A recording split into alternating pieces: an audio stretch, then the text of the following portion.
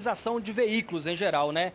Inclusive, Stanley, ele te ouve, tá? Se quiser fazer alguma pergunta, fique à vontade aí também. Boa tarde aí, Igor. Boa tarde, Stanley. Boa tarde. Ô, Stanley, ele vai começar nos dizendo sobre essa questão dos veículos, às vezes não higienizado, pode conter além de bactérias, né, Igor? Você está me dizendo que até mesmo vírus, né? Me conta aí. Exatamente. Na verdade, a parte automotiva ela é ignorada há muito tempo, né, Stanley? Verdade. O carro, naturalmente, vamos esquecer o coronavírus, a gente já consegue encontrar mais de 1000 tipos de bactéria e para cada tipo de bactéria, milhares da mesma espécie. Agora vamos falar de coronavírus, né? Dentro do carro. A gente tem uma gravidade muito alta aí e a parte só de limpar, aspirar, limpar o banco, lavar banco, tirar poeira, não resolve. A gente precisa fazer um combate mais pontual e, nesse caso, é importante ir atrás de especialistas, as empresas de ônibus, principalmente, procurar recursos para isso. Hoje a gente tem as máquinas geradoras de ozônio que, atualmente, no Brasil, quiçá no mundo, seja o meio mais eficiente para poder combater o vírus dentro de qualquer tipo de transporte, seja transporte coletivo, viagem, avião, seja no próprio carro, Uber, né? Então a gente tem que ter uma atenção muito grande e usar os recursos que a gente tem, né? Isso custa vidas, né? Então, às vezes, mas é caro. É caro perder uma vida por conta disso, contagiar a criança, né? Então, a gente tem que ter uma atenção muito grande quanto a isso aí, ô Stanley. Pois é, e deixa eu fazer uma pergunta para ele, Pablo. Vamos falar um pouquinho da capacidade que vocês têm de responder a uma demanda que vem acontecer aí. Quantos carros vocês conseguem higienizar por dia? Então, Stanley, quando a gente fala em higienização, a gente está falando de um conjunto de etapas para tratar um carro de forma completa. Então, a gente está falando de limpar o tecido, limpar o couro, limpar teto e tudo isso a gente está falando de tirar a sujeira. Certo. Se a gente for tratar de forma pontual o coronavírus, a gente consegue ser mais eficiente e atender uma escala muito grande. Porque a gente tem uma máquina geradora de ozônio, né, a VIA, que é uma máquina que ela vai tratar o carro ali em aproximadamente 20 minutos a meia hora. Então, certo, a gente consegue atender uma alta escala, uma empresa que ela tem uma máquina dessa, a gente consegue fazer uma escala alta, mas nesse momento é o momento até, falando de oportunidade de negócio, né? É momento das empresas investirem nisso, porque é uma solução eficiente, talvez a única mais eficiente aí. Então, empresas de ônibus, transporte público de viagem, hoje a gente tem que ter uma atenção quanto a isso aí. E a máquina tem um tempo curto de trabalho, por isso permite uma escala muito grande de atendimento. E na nossa casa, algum paliativo, alguma forma de fazer... vamos que eu não consiga fazer isso agora profissionalmente. Algum paliativo? Então, Stanley, eu acho que assim, né, esse processo de oxigenização, ele é muito barato, né, ele é um custo muito baixo, você não precisa fazer com frequência, você pode fazer ali a cada 15 dias, uma vez no mês, mas em casa o cuidado é o mesmo. O álcool em gel dentro do carro e em casa prevalece, tomar sempre cuidado ali com temperaturas mais baixas, então motorista de aplicativo e taxista, priorizar o uso de vidro aberto, ar-condicionado para quem usa o carro só em uso familiar, até que não tenha tanto problema, mas quem usa o carro com uma rotatividade muito alta de gente, né, sempre tomar cuidado e andar sempre com o máximo de janela aberta possível. Okay. Stanley, falando de ônibus, né, os transportes coletivos mais usados, aí nós fizemos um VT hoje mais cedo, que eu queria até que o nosso amigo acompanhasse aqui para ver a situação desses usuários dentro de ônibus. Ok, vamos ver.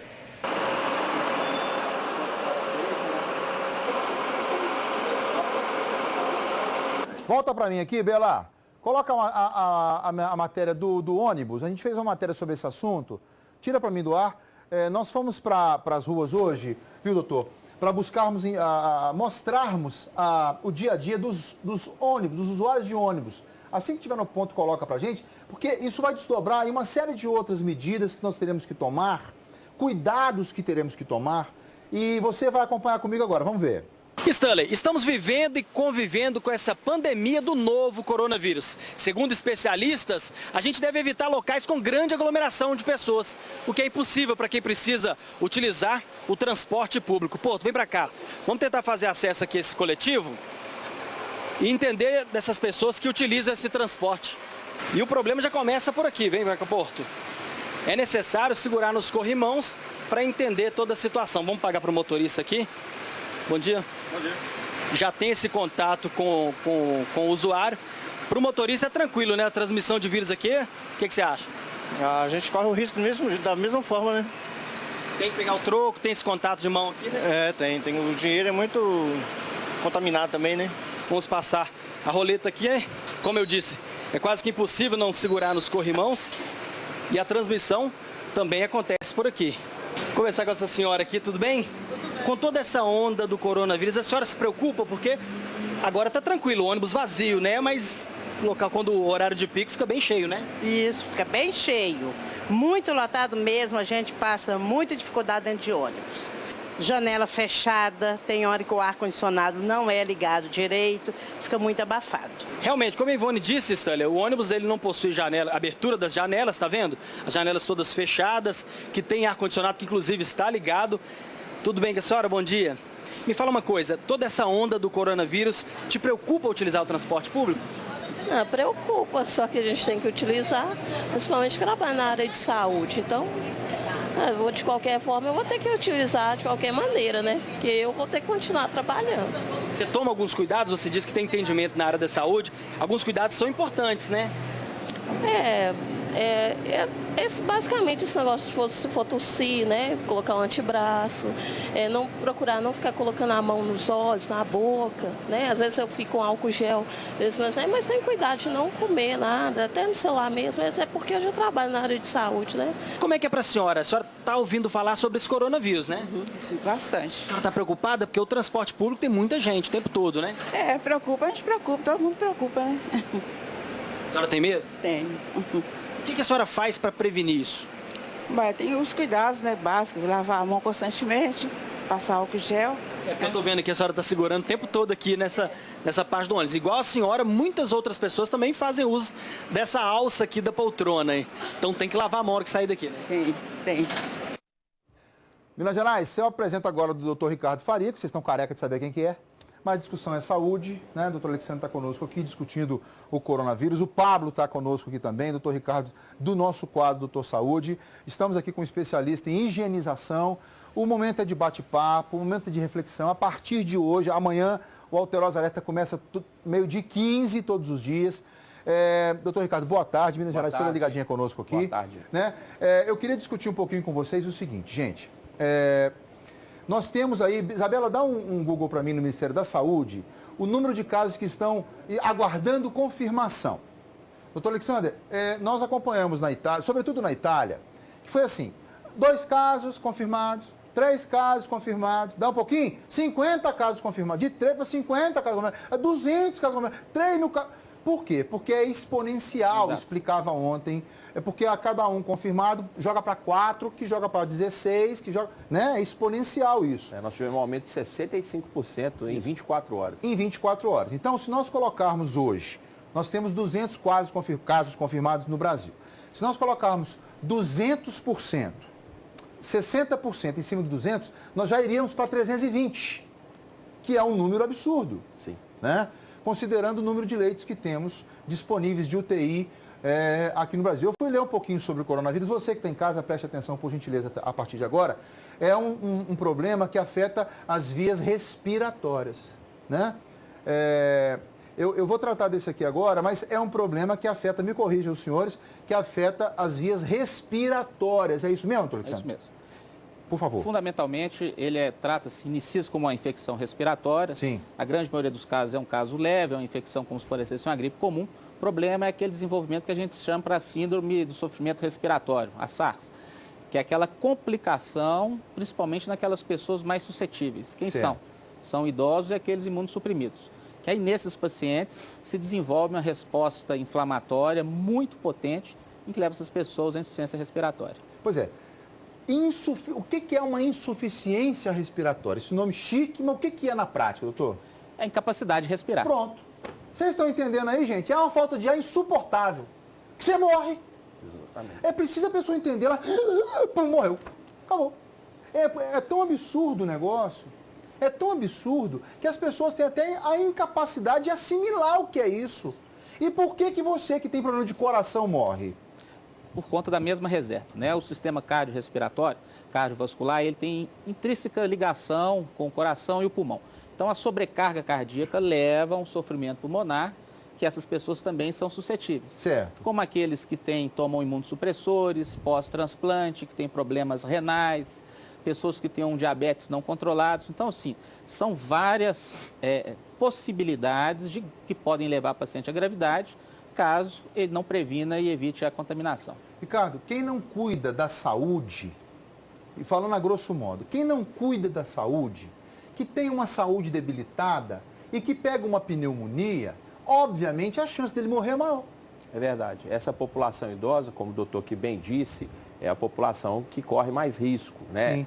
Os estudos apontam que 15%, né, desses pacientes podem chegar a óbito, né? Por tudo isso que foi dito, as doenças de base, né? Geralmente o idoso ele pode ter uma hipertensão arterial, que a gente já tratou muito aqui, ele pode ter um quadro de diabetes crônico, enfim, ele tem uma diminuição das suas reservas, ele tem uma baixa no sistema imunológico, e aí sim, nesses casos a gente merece mais cuidado, né? O cuidado com a população idosa é maior. Doutor, o meu sogro esteve me visitando há poucos dias, na época fez um frio danado em janeiro aí, meu sogro foi lá para a roça, está me assistindo agora o Levinho do Carneiro, lá em Muriaé. Ele foi lá para a roça e fez um frio incomum em janeiro, lá na roça. Viu, o Pablo, participa com a gente aqui, você, nosso convidado. Fez um frio incomum. E ele sentiu muito frio. Ele está com 80 e poucos anos. Ele pegou uma gripe extemporânea, aquela gripinha boba. Como ele ficou debilitado. Tivemos que sair com ele às pressas para a cidade natal dele, onde se sentiu muito melhor. Com essa chuva e com esse calor que vai e vem, veio o mofo. O mofo, que nós estamos aí quase que acostumados a viver. E aí nos fala o responsável, o especialista em higienização. Como o mofo faz mal, né, Pablo? Bate bola com ele depois aí. Veio o mofo, que tanto prejudica a saúde das crianças. Tanto é que aí vende-se toda hora esse antimofo que a gente toma aí, né? As alergias que vêm. O que nós estamos trabalhando é com um vírus letal, que é esse coronavírus. Letal. E letal para quem? Para quem tem essa saúde debilitada. Para quem tem um diabetes aguçado, acentuado. Para quem não está se tratando, não está se cuidando. O ponto de desequilíbrio, na minha opinião, doutor Alex, passa para o Pablo, para mim aí, Bela. Passa para mim aí, para o Pablo, as aglomerações, enquanto eu faço a minha explanação aqui rapidinho. Que eu falei que ia bater, você já lavou sua mão agora? Chegou alguém na sua casa aí? Meu amigo, minha amiga, chegou alguém fora de hora na sua casa? Né? O que eu vou falar é o seguinte, tá certo, eu vou perguntar mais. Doutor Alex, é essa que vem a minha pergunta agora. Se você tem dentro da sua casa uma pessoa com diabetes, né? Ele tem que se preocupar com o coronavírus? Por quê? Principalmente porque essas pessoas elas já têm um estado clínico, a condição clínica mais debilitada e, como o doutor Ricardo disse, eles têm menos reserva. Então, aquelas casas que nós temos idosos ou pessoas doentes, eles devem sim ser colocados de forma separada. Por quê? Para evitar que eles tenham mais circulação e contato com o vírus. Sim. O vírus, ele causa muito menos impacto no jovem do que nessa pessoa que tem essa reserva, essa menor reserva. Então, são as pessoas justamente que nós precisamos ter mais cuidados, são aquelas que realmente precisam de mais cuidados. Então, os idosos, os acamados e que têm alguma doença crônica. Tá. Doutor Alex, não, fica à vontade. Né, o doutor Alex representa aqui a Prefeitura de Belo Horizonte. Existe uma estratégia, né, do Ministério da Saúde de antecipar a campanha de vacinação. Me parece que a partir do dia 23 de março, né, vai começar a campanha de vacinação contra a gripe. Isso mesmo. E aí, todos os postos já estão preparados, a população, a partir do dia 23, pode procurar os centros de saúde para poder iniciar essa campanha de vacinação. Então, a Prefeitura Municipal, seguindo o esteio da orientação do Ministério, nós já estamos com a campanha programada para o dia 23. Ela vai ser escalonada principalmente para aquelas pessoas que mais precisam. Sim. E nós começamos com esse público. Ótimo. Então, as pessoas podem e devem procurar todos os 152 postos. O alerta, né, Stan? Bacana. Da Rede Municipal de Saúde, porque vai ter as vacinas e é fundamental que essas pessoas procurem sim os postos, as suas equipes de saúde da família, que nós temos pessoas cadastradas que muitas vezes são vacinadas em casa. Sim. Então, nesse momento, a orientação é procure sim o posto, porque você vai ter o acesso à vacina e você se protege com o uso da vacina. O Pablo está com pergunta lá fora. Pablo, por favor. Pois é, Estela, aproveitar essa oportunidade e esclarecer com o especialista aqui. Muitas pessoas vão ao teatro, restaurantes, em vários locais que a cadeira é de uso coletivo, né? Como é que é esse uso coletivo? Como é que é para se prevenir? Tem o risco de se propagar através daí? Então, Stanley, agora acho que é o momento da gente trabalhar em equipe, né? Trabalhar, não adianta a gente pôr a responsabilidade no povo, no empresário, é o momento da gente trabalhar junto. Então, é nesse sentido que a gente tem que agir. Então, o empresário, dono do transporte público, dono do restaurante, dono do cinema, do teatro, é fazer trabalhos preventivos ali para evitar uma correção, que é quando pega a doença, né? E o povo, né, a gente no usuário, minha esposa é diabética também, é fazer o trabalho ali de que álcool em gel o tempo inteiro, evitar o máximo que puder nesse momento, o contato com muita gente e tal. Então são esses cuidados mais preventivos, tanto do empresário, né, o dono dos lugares ali, tanto do povo, em se resguardar ali, buscando lugares apropriados, né, que você sabe que o pessoal se preocupa com isso. E o álcool em gel ali, em relação a contato, hoje é um meio muito eficiente. Ô, Igor, desculpa te cortar, é porque nós vimos aquela questão do ônibus, né? E é importante fazer essa limpeza mais de uma vez por dia, porque geralmente o ônibus coletivo vai no final, vai para a garagem, aquele processo todo. É importante essa higienização mais de uma vez por dia? Então, é aí que entra o trabalho em conjunto, né? O usuário fazer a limpeza em álcool em gel constantemente, o tempo inteiro mesmo, isso vai ajudar muito, né?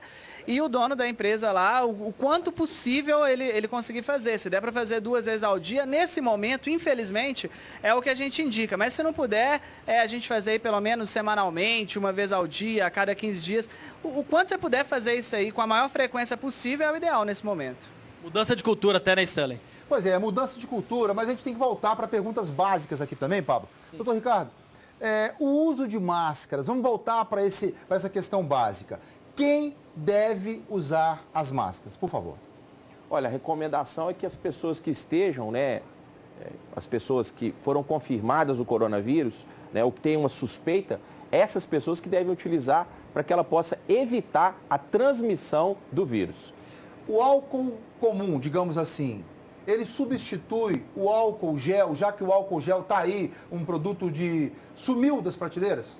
Olha, Stanley, hábitos de lavar a mão com água e sabão já ajuda muito, né? A gente introduzir esse hábito na nossa rotina, né? Se não tem o álcool comum, pode ser o álcool gel, enfim, a gente precisa estar sempre mantendo, né, a higienização das mãos, né, para que a gente possa reduzir. São políticas, né, são ações de redução de danos. A distância de uma pessoa para outra é um hábito que a gente tem que passar por ele ou começar a utilizar nesse período agora, né, doutor Ricardo? Você está até propondo isso aqui no estúdio, né? Tá aqui, eu quero deixar claro, né? Estamos tão longe, doutor Alex? Estamos longe em função desse assunto, né? Isso também ajuda muito, né? A gente manter uma distância de pelo menos 1 metro, né? Mas a gente sabe que isso tudo é muito difícil. Você viu a rotina, por exemplo, de uma pessoa que utiliza o sistema coletivo de transporte público, né? O Pablo fez ali, ele foi pagar pela passagem, recebeu o troco, teve que segurar ali para poder, né, não cair dentro do ônibus, enfim. Então é difícil a gente manter tudo isso. Mas se puder, é sempre importante a gente manter essa distância. Essa população idosa que a gente falou aqui, se ela puder evitar aglomerações de pessoas, enfim, evitar o transporte, é melhor. Nesse momento agora, doutor Alex, eu cheguei a ler, então é público, é notório, de que já existiria, e eu vou citar a fonte porque está no Portal UAI, esteve no Portal UAI, no Hospital Life Center, casos de coronavírus. Agora não vou afirmar que já estava confirmado, mas e agora a gente viu que BH era uma cidade que ainda não havia casos confirmados. Qual dessas informações está correta, oriundo da Prefeitura? Nós temos um balanço oficial do Estado, que é emitido no final do dia. Alguns casos que, porventura, ainda estejam em análise, ainda podem não ser contabilizados. Certo. A verdade é que esses casos, especificamente, não foram confirmados, porque alguns ainda precisam da contraprova, né? Então, a realização do único exame só, não é suficiente, porque tem que se garantir a forma de transporte, a confirmação. Mas, no momento, nós não temos caso nenhum confirmado em Belo Horizonte. Em Belo Horizonte. Em Belo Horizonte, nós não temos. Pessoalmente, nós acreditamos que isso é uma questão de tempo. Nós teremos sim os casos confirmados, como aconteceu no São Paulo, como aconteceu no Rio de Janeiro e em outras cidades do país. Mas no momento nós não temos essa confirmação. Casos estão ainda em análise, em estudo, e a gente aguarda o formal da Secretaria de Estado de Saúde, do último balanço, com esses dados que são fornecidos. Mas no momento nós não temos confirmação desses casos positivos. Risco de subnotificação? Acho que... Nós hoje está muito sensível. O que eu entendo hoje é que nossas unidades de saúde estão muito alertas para isso. Então, eu acho que nós estamos até muitas vezes notificando além daqueles bom, pacientes. isso é bom. No ambulatório especializado que a prefeitura montou, nós já tivemos, inclusive, pacientes que nós não tinham critério epidemiológico, que eram pessoas que tinham gripe e acharam que só o fato de estar gripe hoje. Então, algumas pessoas que tinham outras síndromes respiratórias que não coronavírus e que procuraram. Então, eu acho que nós estamos ao contrário, nós somos muito sensíveis. Mas eu não acho isso ruim, eu acho isso que mostra que a população está alerta e, diante do risco, ela se mobiliza. Mas é fundamental procurar uma informação de qualidade. Eu acho que o senhor tem aí, o senhor veio imbuído de uma função pública, né? O senhor vem representando a prefeitura, mas agora como cidadão eu queria que o senhor fizesse as considerações finais como cidadão, como especialista, para toda Minas Gerais que está assistindo o senhor. Por favor. O que a gente fala é o seguinte, o doutor Ricardo está aqui para abalizar o que eu estou falando. Educação, a saúde começa na educação. Sim. Então, quando nós temos educação, nós temos autocuidado, nós temos medidas de higiene, não é só o coronavírus, H1N1, o sarampo, outras doenças infecciosas têm menor chance de crescer dentro do nosso meio. Perfeito. Então, nós começamos com o autocuidado. Cuidar dos nossos pacientes idosos, tratar a pressão, tratar o diabetes. Então, a gente tem que primeiro olhar para essas condições. E saber o seguinte, é uma realidade do mundo a infecção pelo coronavírus. O município, que aqui eu estou representando, nós estamos nos preparando para tal. Como eu te disse, deve ter um decreto, uma nota técnica que hoje também já vai sair com novas medidas. E a cada momento que nós temos um desafio, nós temos uma resposta. Mas todas elas passam pela responsabilidade individual. Então, se você higieniza as mãos, lava as mãos, utiliza o álcool, evita se colocar em condições de risco, se colocar em locais de muita aglomeração, a chance da gente espalhar o vírus é menor. Então, quando a gente começa cuidando da gente e dos nossos, nós vamos conseguir vencer o vírus. Ok. Ricardo, eu queria pedir a você que durante essa semana, também a propósito como foi aquela vez das enchentes, também ficasse conosco aí, sempre monitorado pela Isabela. Claro. Né? Seu dia seria o retorno na quinta-feira, mas é na quinta ou a qualquer momento, né? O doutor Saúde vir falar conosco. Pablo, comigo aqui, a mesma coisa o nosso especialista aí em higienização, né? O nosso querido Igor, que possa vir falar conosco, viu, Igor? Boas práticas, boas dicas, grava lá, manda pra gente, que será muito bem-vindo essas dicas aqui, ok? Muito obrigado, Stanley. Obrigado ao público mineiro aí. E é isso aí, né, gente? Não negar a informação. Hoje a gente usa nossas redes sociais justamente para propagar a informação e não ignorar os cuidados básicos. É mudança de cultura mesmo. Então tá certo. Com essas considerações eu vou pro intervalo e eu volto já já, Minas Gerais.